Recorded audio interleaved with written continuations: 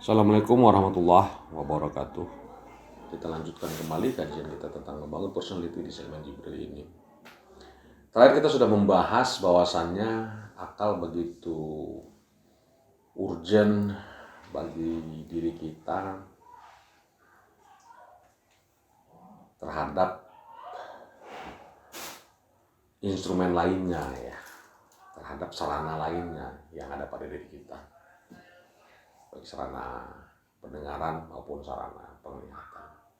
Apa yang kita lihat, apa yang kita dengar itu hanya akan menjadi sampah bila mana akal tidak dilibatkan dalam memproses data yang masuk dari apa yang dilihat dan apa yang didengar.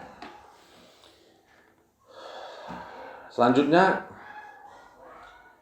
kita ketemu dengan nafas An-Nas. Ini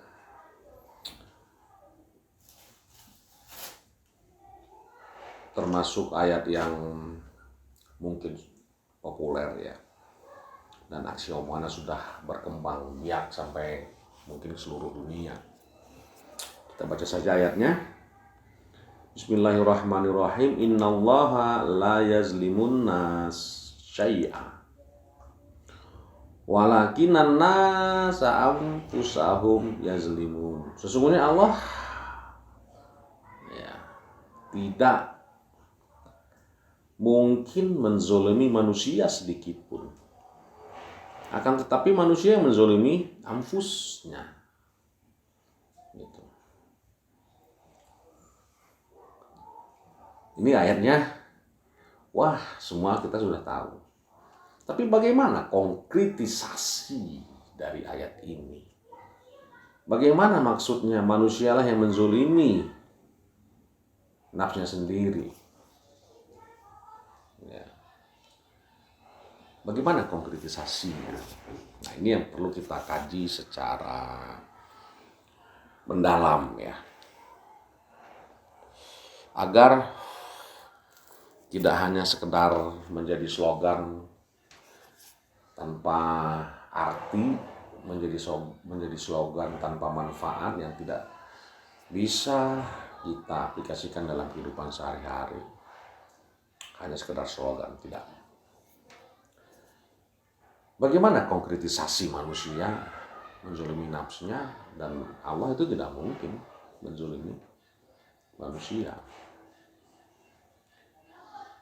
Dalam ayat ini tepatnya adalah kemanusiaanlah yang menzolimi nafsunya.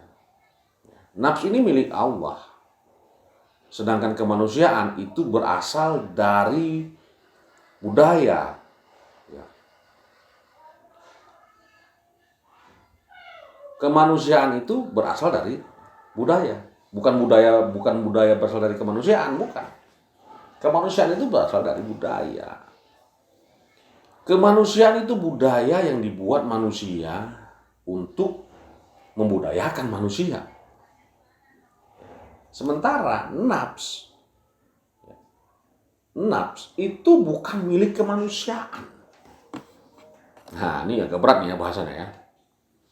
Nafs itu bukan milik manusia. Ya, tapi nafs itu adalah milik Allah. Gitu.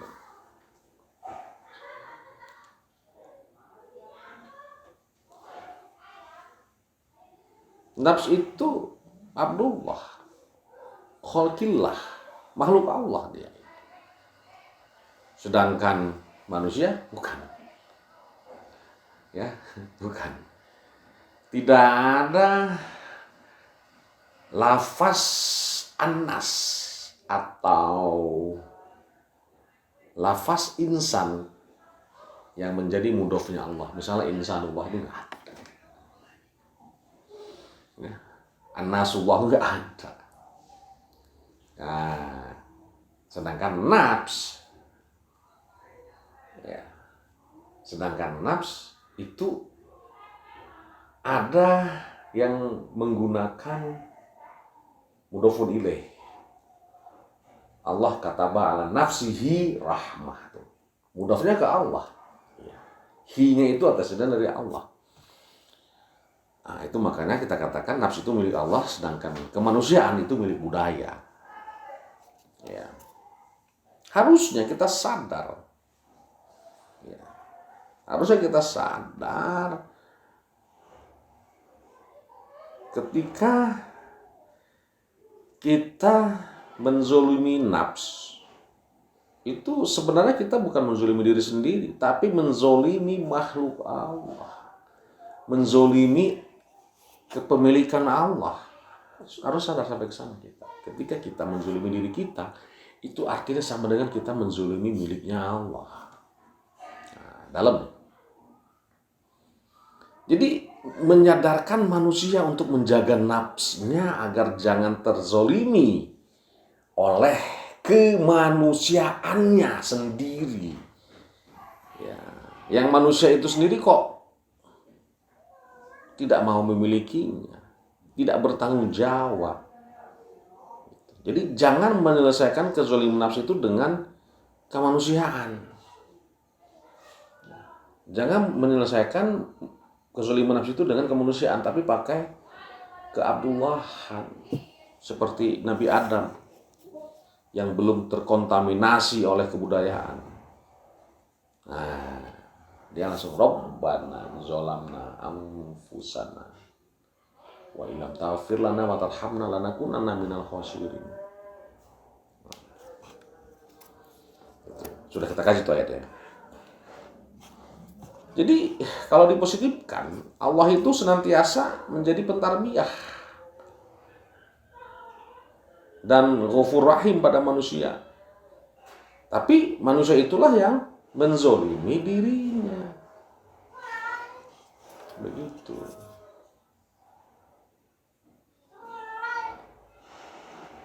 Nah, ketika ibadah pakai kemanusiaan, harusnya yang ibadah itu Allah, bukan manusia, bukan kemanusiaan kita.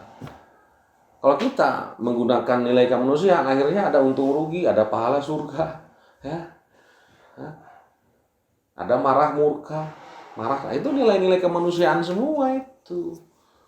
Makanya manusia sampai kapanpun tidak akan bisa ma'rifatullah, karena yang dipakainya sifat kemanusiaannya.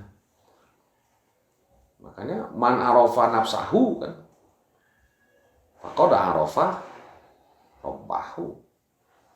Siapa yang mengenal nafsnya, bukan siapa yang mengenal kemanusiaannya, loh, awas. Bukan man arafa nas, bukan. Man arafa nafsahu.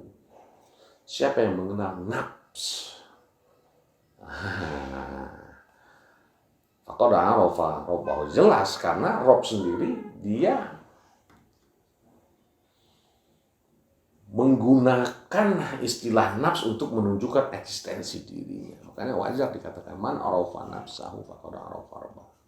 Semuanya dengan nilai-nilai tarbiyah. Begitu. Makanya akhirnya nilai-nilai ubudiyah kita semuanya menzulimi nafs. Begitu. Ketika kita memberi sama orang, yang kita pakai adalah nilai kemanusiaan. Aduh, eta babaturan uing teman saya. Jangan, itu harus pakai nilai Abdullah, karena dia itu adalah makhluk Allah yang harus kita tolong. Makanya wajar manusia banyak yang sadis sama binatang, sadis sama alam. Ya, karena dia hanya mau menolong sesama manusianya saja. Dengan sesama makhluk Allah lainnya dia tidak pernah peduli. Nah, jadi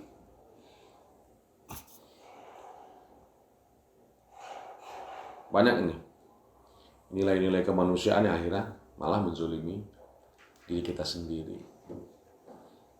Nah, makanya orang bule itu kalau ada dalam satu perusahaan nggak boleh ada suami istri yang bekerja bersama di sana. Karena apa?